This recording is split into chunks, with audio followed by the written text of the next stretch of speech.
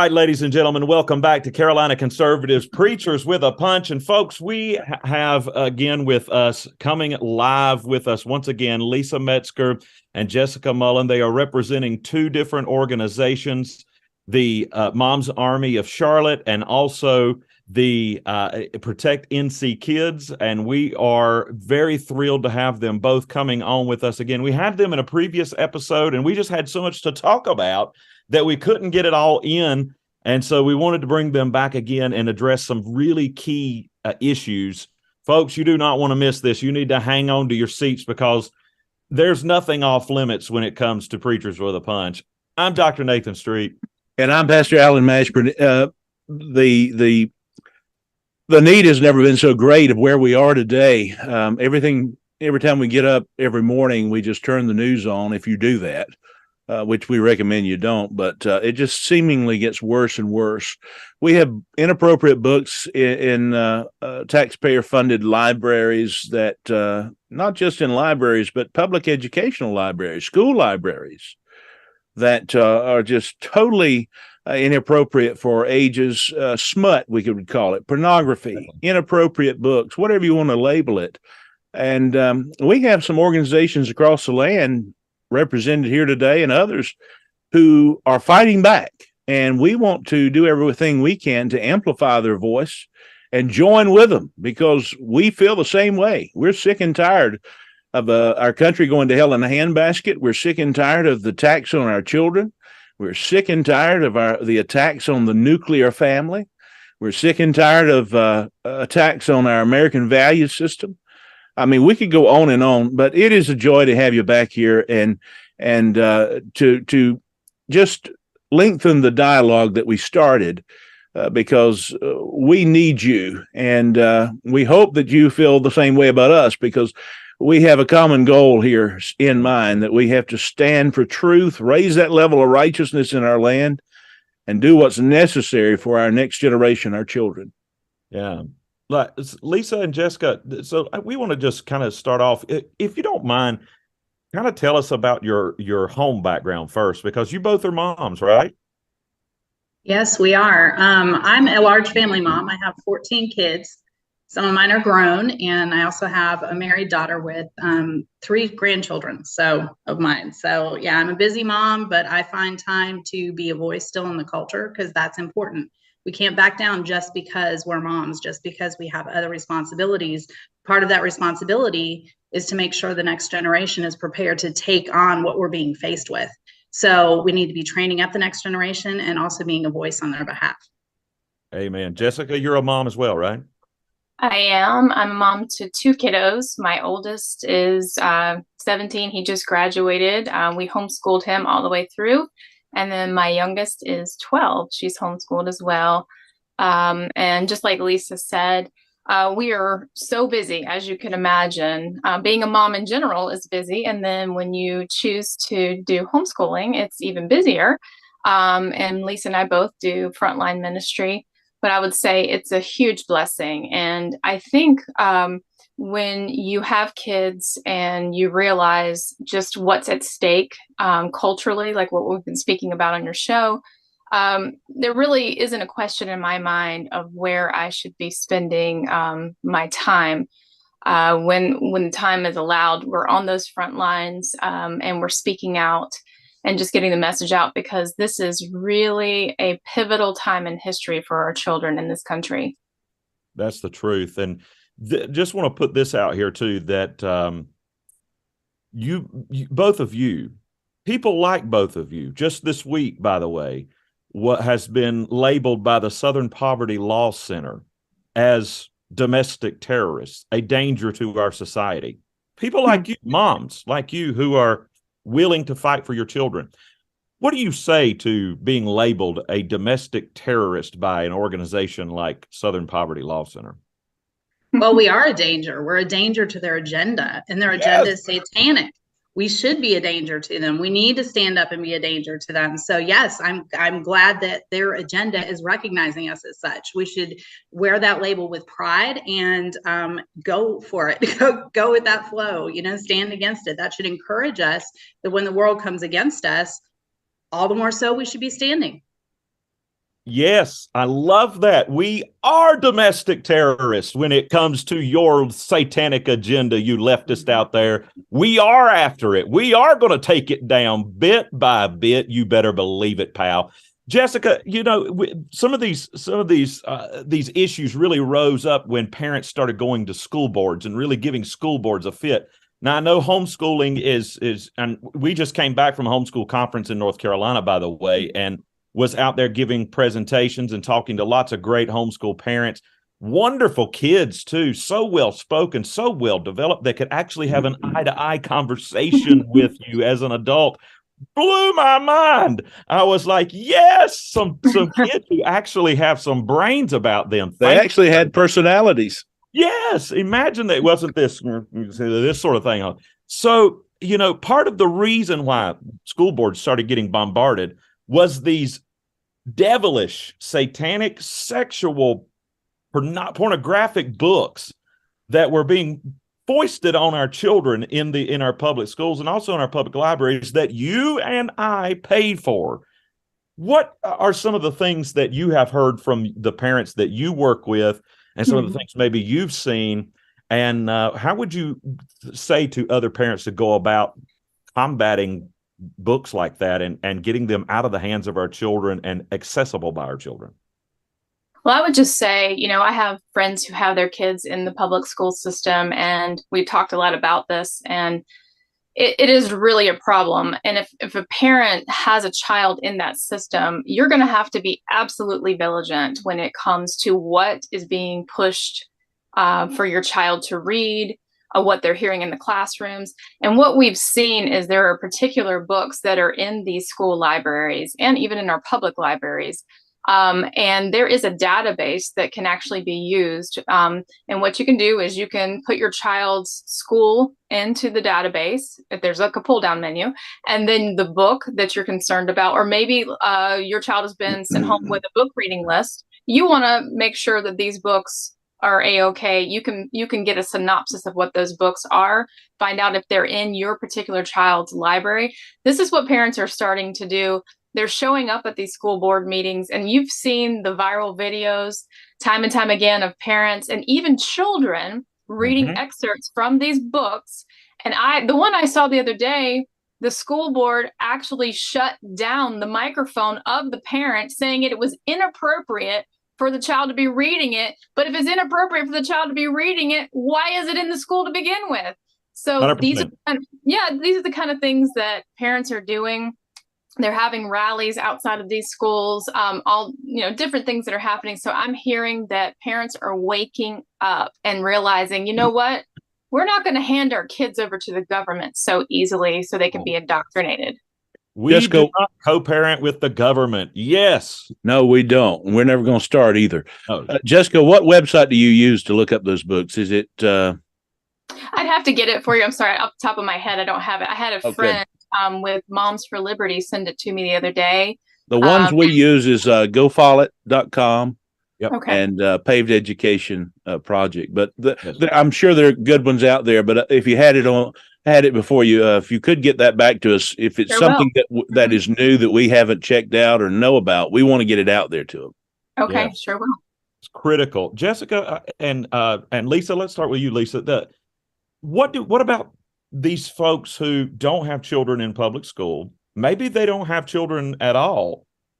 Does this even, and they're kind of like, I'm kind of hands off. I'm not gonna, I don't want to get involved in all of this. What does this really matter to me? My children are in another state, or I don't have any children. They're all grown, no grandchildren or whatever, empty nester here. What do you say to people like that who just don't want to get involved? It matters to all of us because right now the next generation is being trained up in these public school systems. So it doesn't matter what age you are. It doesn't matter what socioeconomic status you are. It doesn't matter whether you have children, grandchildren, or whatever. You should be involved in this fight on all levels in every way, shape, and form, because it is going to affect the next generation and thereafter. So it is vital that homeschoolers realize that just because our kids aren't involved in the public school system doesn't mean that we don't have a part to play. We do have a part to play, and it's overwhelming, but we can still play a part. And if we each actually took a step in that direction, we would make a difference that would be unable to be ignored. So yeah, I think it's very important for everyone, regardless of whether or not we have children in this system, to be standing up against what's being put in that system and in our public libraries. But Lisa, Jessica, I'm not real sure. I might be called a bigot. I might be called a homophobe. I might be called a transphobe. I might be called a domestic terrorist. God forbid. I might be called mean. Own it. Own it. Yeah.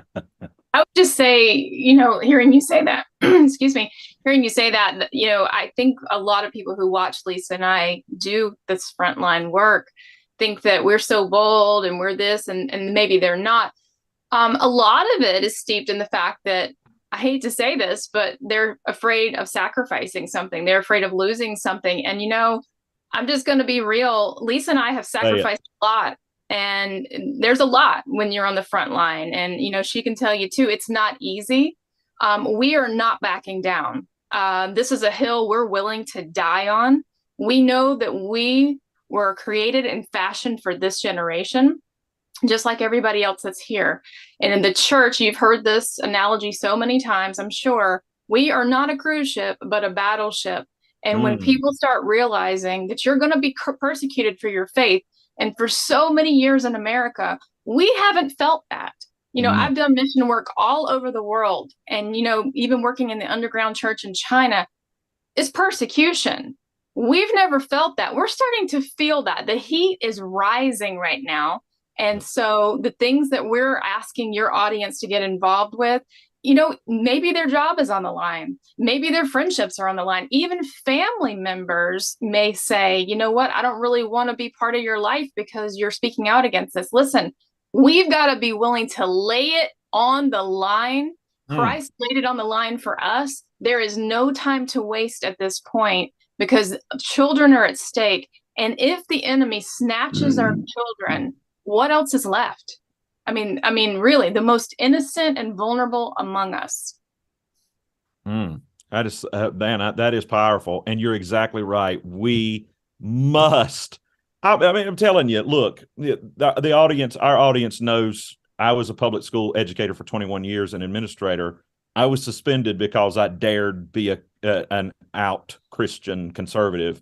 And then I'd said, poo on that and went my own way. And so, yeah, there's a lot of people, I've heard them just recently read some of the statements that they've said of, I'm contacting you behind the scenes because I really do support you, but I gotta have a job. Folks, you can keep your job and be a slave to this government if you want to.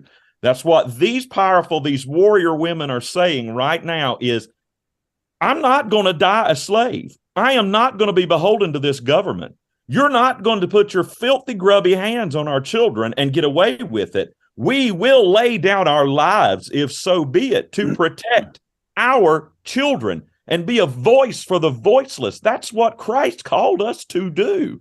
We are to stand in the last day for everything that the Bible has called right and good, because, in the last days, good will be called evil and evil will be called good. And so we're seeing it right before our very eyes right now. And we've got to be the ones who have the strength, the faith, the wherewithal, the power, the courage to stand up and to be heard and to lift up the standard of Christ. Because if we lift up his standard, when the enemy comes in like a flood, guess what?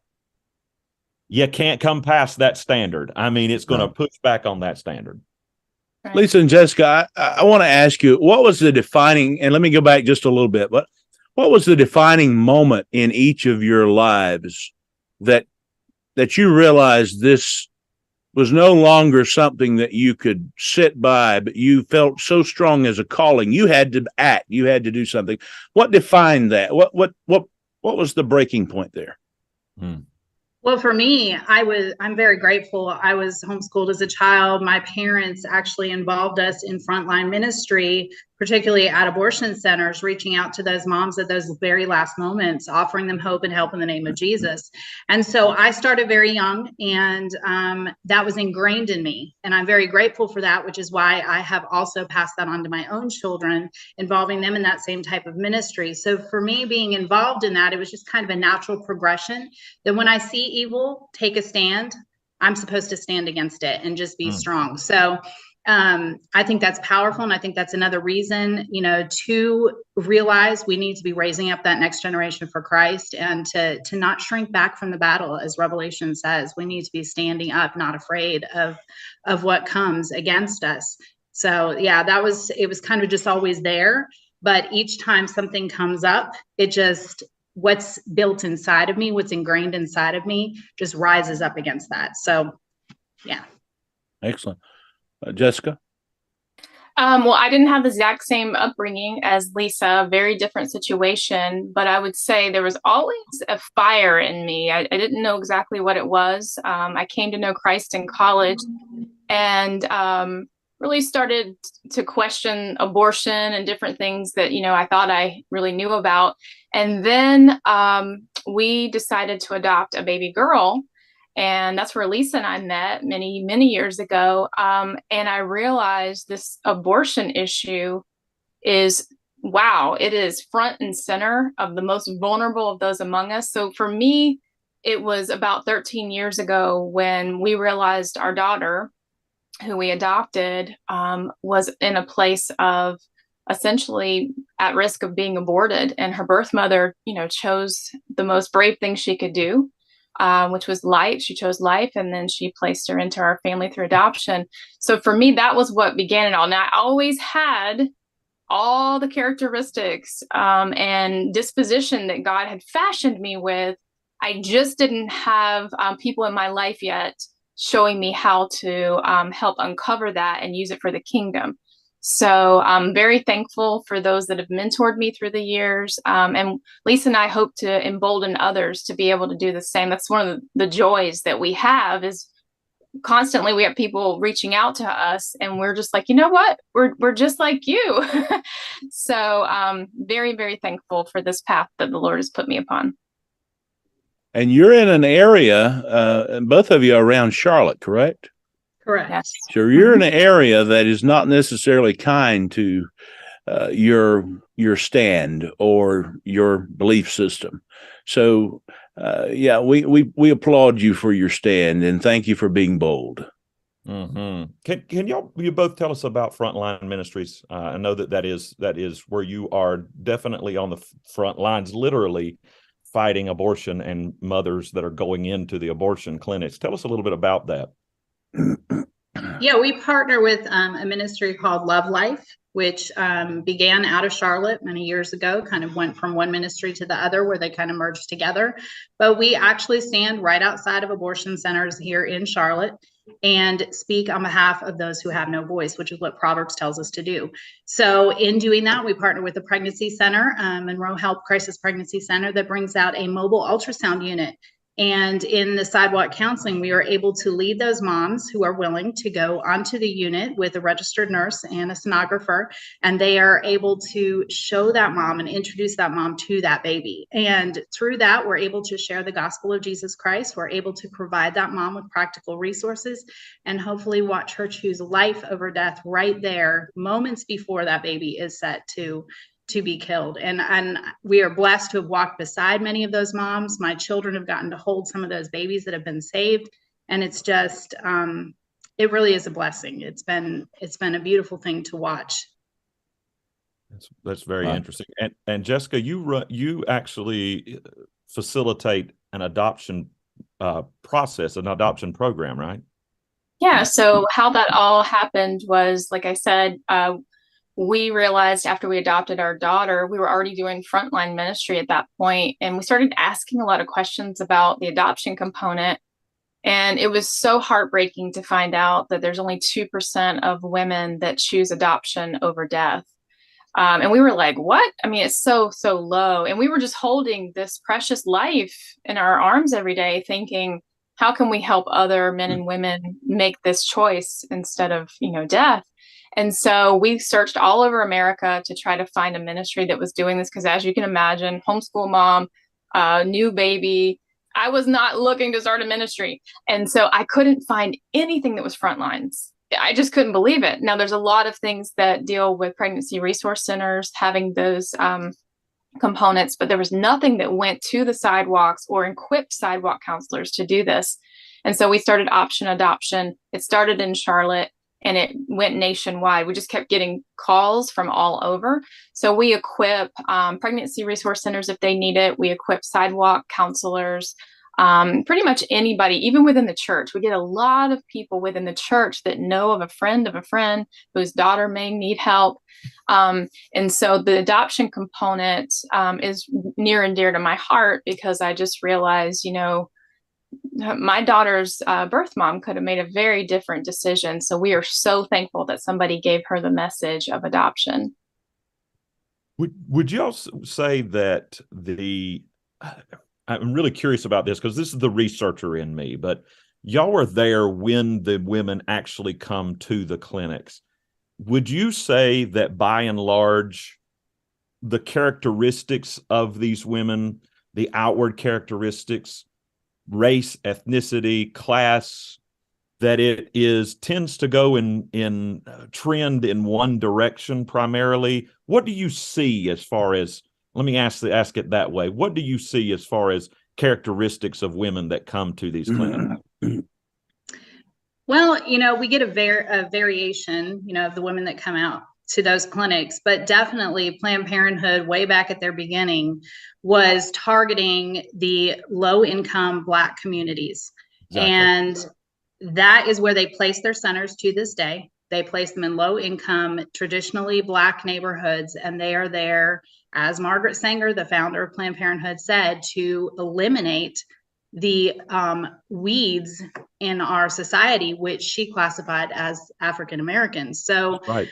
Once you realize that agenda, you see how they're using their marketing capabilities to target that specific race. So yeah, it's disheartening for sure to see that happen, and to see the African American community programmed in that way to believe that they can conceive and just get rid of their next generation. And their percentage of abortion is much higher than the white communities. So they're killing off their entire people group. And it's disheartening to watch. It is. I'm sorry. Go ahead. Go ahead, Jessica. I was just going to add one thing. Totally agree with Lisa on that. But I would say the longer that I had been out on the sidewalks year after year, I started to see a real shift. So the average person who understands that women are going into these clinics probably thinks that it's a teenage girl. I mean, it's kind of like your first thought, right? And of course we see that, but I was just, I couldn't believe how many times I counseled with married couples. And it baffled me. And I'm sure Lisa has experiences like that too. So I just want your audience to know that it's a wide variety of background types that we see. And it's so heartbreaking. I had one of these married couples tell me that the reason that they were there to murder their baby that day was because they had just downsized their home. Their youngest child was 13 and they felt like there'd be too much of an age gap. And, and she was worried about losing her body. Like she had been an aerobics instructor and worked hard at her body. And I just remember standing there thinking, has it come to this? Like our minds think young teenage girls, but I want the audience to know it's pretty unbelievable, the myriad of reasons that we see and the types of situations that we see. That is shocking. Wow. Just a few weeks ago, when the North Carolina House voted to override Cooper's veto, and I'll be the first to say that's not what we wanted as far as the limitation. I wanted it eradicated. But that was the bill that was passed, and that's what was voted on. So notwithstanding, there was a House member, a female House member that got up. Her name slips me. But she got up and explained how she had an abortion. She had the same type story, that her and her husband at different stages in life, They had finally gotten the careers that they were wanting. They already had 2 children. They had taught with their 2 children, and they made the decision as a family. And I quote her saying by this, and I quote, by prayer. So she alluded that her Christian faith gave her the okay, as it were. It was in compliance with her Christian faith. So that's the mentality. What you just said. Have we come to this? Yeah, sadly we have. In the last days, perilous, treacherous, dangerous, and let me even say, it's in the Greek, it's not in English, stupid times will come. And because literally sin will make you stupid. That's true. It makes you to a point that you cannot reason. There's no logic. You look at something as precious as a child, and I didn't mean to reference as something, but speaking as a former fetus myself, when you think of someone as precious as a child, being an imposition, there's something wrong with the heart. There's a spiritual famine there. So we haven't even covered that aspect of it, but we are in a spiritual famine in this land. Thank God there are people like you who will take a stand, and you're present and you're doing things not just to call the wrongdoers out of what they're doing as being wrong, but you're offering a solution to a problem. Yes. And so you're doers and you're thinkers, but you're actually putting that faith without works is dead. You're putting your work with your faith, and you're doing an amazing job. I do want to ask you, Jessica, and Nathan can pipe in on this because he is very knowledgeable of this question. What can we as a state, and we're all in North Carolina, and Nathan, this is his home, but he's down there. He's in rebellion land. But what can we as a state do better to make adoption a better option? Adoption a better process? Because I don't have the experience here, but I think I can say from what I know, it is not an easy process as it could be. Well, the first thing I would say is the average couple gets fear-based knowledge from others about adoption. I have people call me all the time, and I really try to put their fears to rest, because I'll put it to you like this. When we started the adoption process, there was some fear associated with it. But real quickly, I learned to slay that fear, because here's why.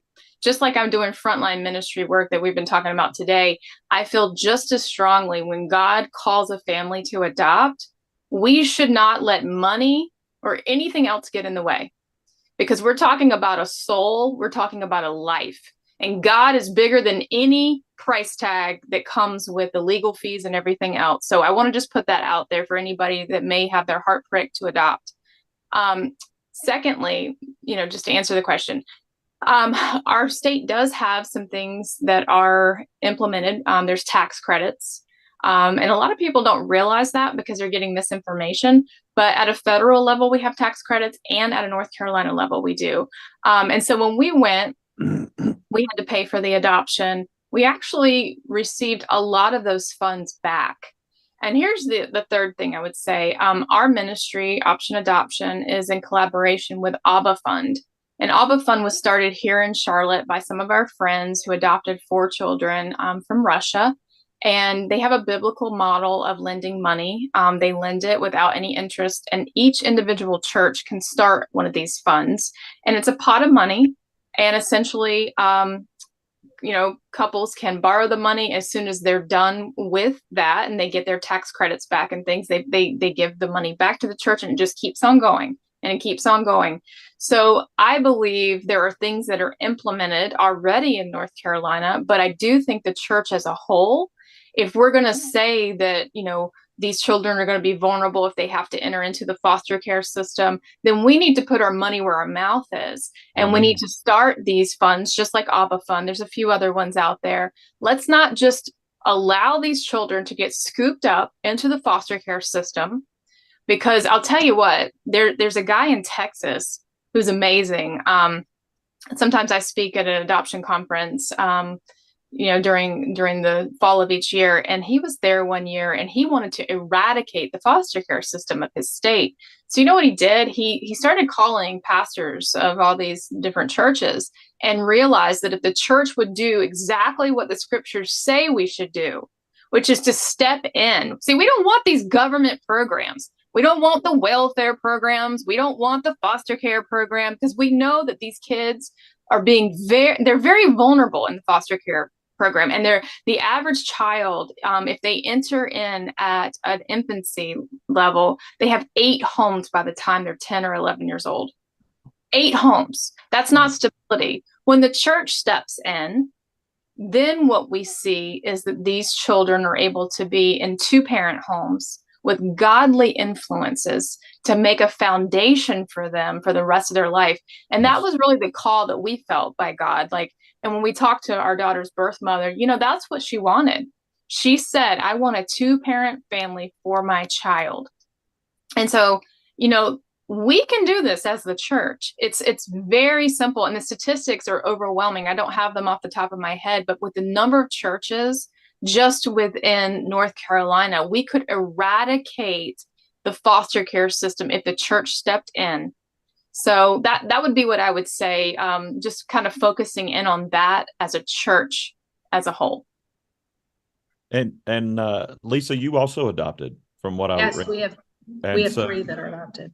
Yeah, so that experience, you felt that same way about the experience that you undertook as well? Absolutely. Our oldest daughter was from Kazakhstan. We adopted her when she was 10 years old.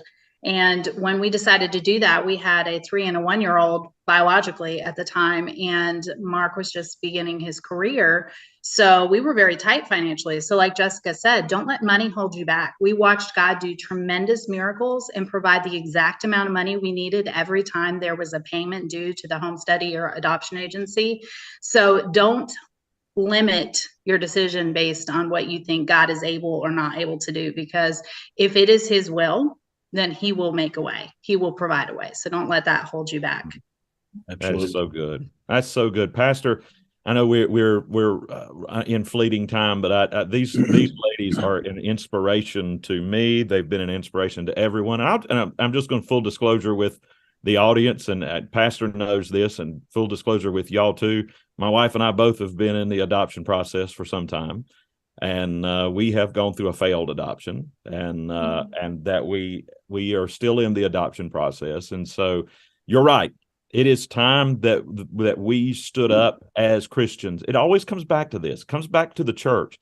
If the church would do what the church has been called to do, we would not have the ills that society experiences now. If the church would be the church, instead of trying to be the friend of the world and trying to coddle all the sin that goes on and pat it on the rear end, if the church would be the church and help the widows and the fatherless, and those who are nearest to hell, to stand up for them and to support them, we would be in a much better spot. But we have ceded that authority to the government over the years, and it's sad to see. So I applaud you both for the work that you're doing. Lisa, can you tell us about your social media and how folks can contribute to your organization and where they can find you? Sure. So Mom Army Charlotte is found on Instagram right now. So it's momarmy.charlotte.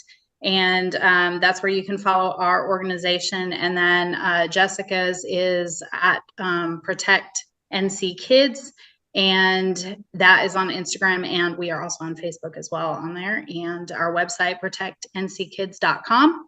And if you email us there, you can donate at Protect North Carolina Kids or protectnckids.com. So good. And we don't want you to be a stranger. We want you to come back on. Definitely. Yeah, definitely. And, Jessica, can you tell us the adoption, Operation Adoption, where can folks, or Option Adoption, I'm sorry, where folks can find that and how they could contribute to saving a life?